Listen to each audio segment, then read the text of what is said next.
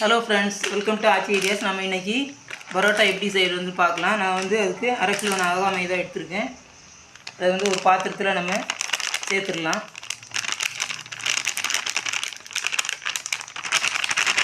இது 1/2 கிலோ மைதா.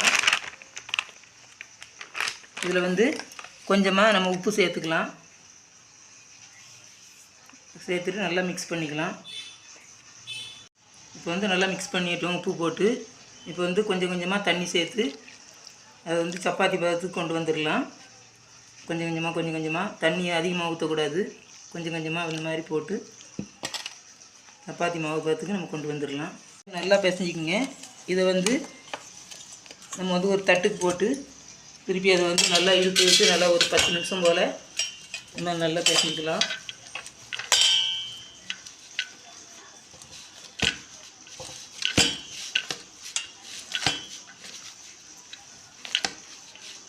இந்த மாதிரி இழுத்து நல்லா ஒரு 10-15 நிமிஷம் பிசையணும். ஒரு 10-15 நிமிஷம் இந்த மாதிரி நல்லா இழுத்து நல்லா பிசையணும்.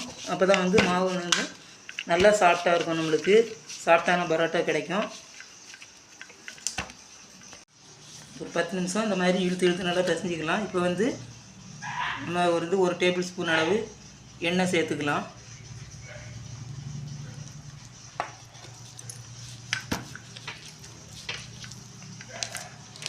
எண்ணெய் சேர்த்து நல்லா பாருங்கள் எவ்வளோ அழகாக நல்லா ஒட்டாமல் வருது.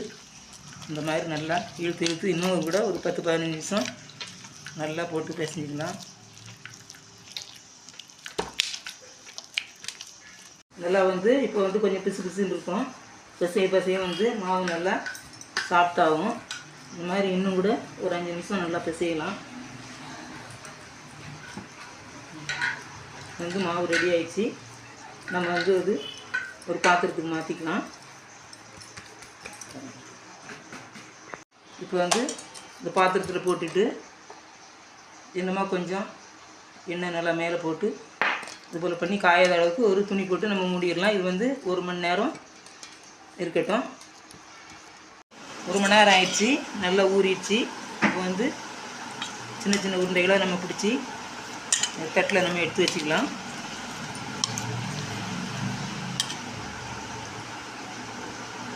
இதெல்லாம் உருண்டை சரியாக இருக்குன்னா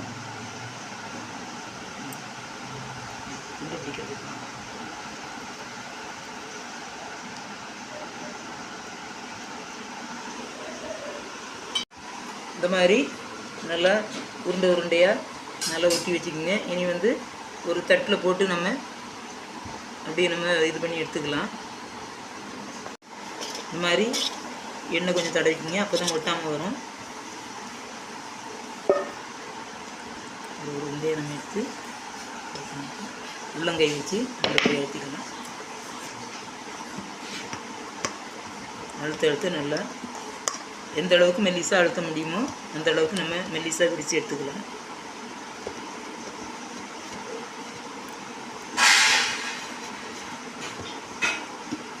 நடுமத்தில் இந்த மாதிரி ஓட்டை விழுந்தால் கூட ஒன்றும் பயப்பட வேண்டாம், நல்லா வந்துடும்.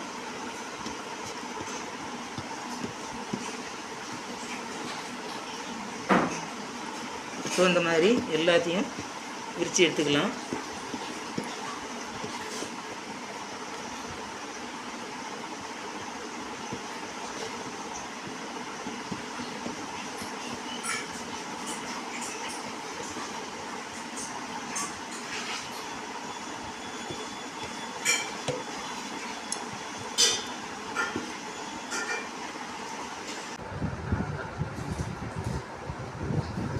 இந்த மாதிரி எடுத்து பாருங்கள் எவ்வளோ அழகாக வந்துடுச்சுட்டு. சூப்பராக இந்த மாதிரி மடித்து வைக்க வேண்டியது தான். மீதி இருக்கிற உருண்டைங்கன்னா இதே மாதிரி மடித்து வச்சுக்கலாம். எனக்கு இப்போ 20 பரோட்டா கிடச்சிருக்கு. இந்த மாதிரி சுற்றி வச்சுக்கலாம். இனிமேல் நம்ம சூப்பராக விரித்து கடாயில் போட்டு எடுக்க வேண்டியது தான். இப்போ இந்த மாதிரி நீங்கள் பூரி கட்டையிலையும் உருட்டிக்கலாம். நான் இந்த மாதிரி பிளேட்லேயே தட்டிக்கிறேன். எந்த அளவுக்கு மெல்லிசா வேணுமோ அந்த அளவுக்கு நம்ம மெல்லிசா தட்டிக்கலாம். பாருங்கள் இந்த மாதிரி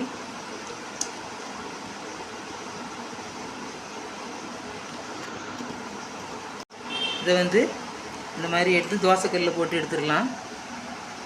நம்ம வந்து பரோட்டா செய்ய போகிறோம். அதுக்காக கொஞ்சமாக எண்ணெய் தடவிக்கலாம். முதல்ல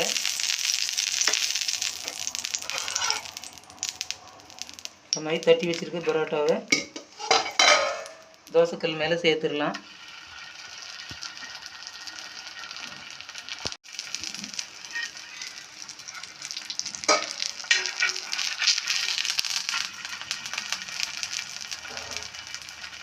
ஒரு சுற்றி வச்சுக்க பரோட்டாவை ஒன்றா வந்து தவாவில் போட்டு நம்ம எடுத்துக்கலாம். சின்னதாக இருக்கிறதுனா நான் வந்து ஒரு 4 சேர்த்துருப்பேன் தோசைக்கல் மேலே. இது பெருசாக இருந்தால் ஒன்று கூட போட்டிடுங்க.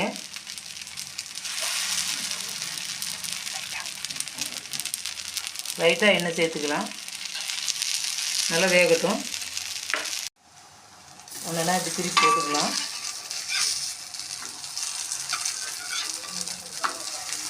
பார்க்குறதுக்கு வந்து மினி பரோட்டா மாதிரி ரொம்பவே அழகாக இருக்குது. ஒரு பக்கம் வந்துருச்சு, இன்னொரு பக்கம் திருப்பி போடலாம். இது மாதிரி மீதி இருக்க பரோட்டாவையும் ஒன்றுன்னா ரெடி பண்ணி தோசைக்கல்லில் போட்டு திருப்பி திருப்பி எடுக்க வேண்டியது தான்.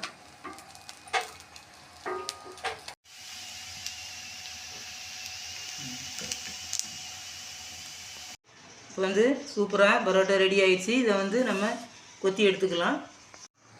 இந்த மாதிரி 4-5 சேர்த்து வச்சு சூடாக இருக்கும்போதே இந்த மாதிரி பண்ணுங்கள். பாருங்கள் எவ்வளோ அழகாக பிரிஞ்சு வருதுன்ட்டு. சூப்பராகவே ரெடி ஆயிடுச்சு, நான் எதிர்பார்த்ததை விட.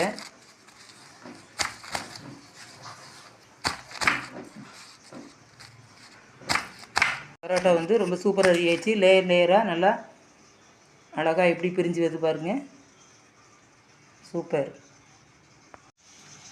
குழந்தைகள்லேருந்து பெரியவங்க வரைக்கும் அனைவருக்கும் பிடித்த பரோட்டா வந்து ஈஸியாக ரெடி ஆயிடுச்சு. நீங்கள் இது வரைக்கும் என்னுடைய சேனலை சப்ஸ்கிரைப் பண்ணாமல் இருந்திருந்தால் இது பண்ணிக்கோங்க. நான் போடுற ஒவ்வொரு வீடியோவும் உங்களுக்கு அப்டேட் ஆகும். தேங்க்யூ ஃபார் வாட்சிங்.